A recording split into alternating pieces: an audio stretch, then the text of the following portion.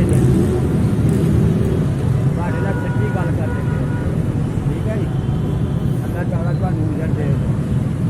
बहुत बहुत ज़्यादा मेहरबानी, दुआ करा, अल्लाह कबूल करेगा मारे बंदे।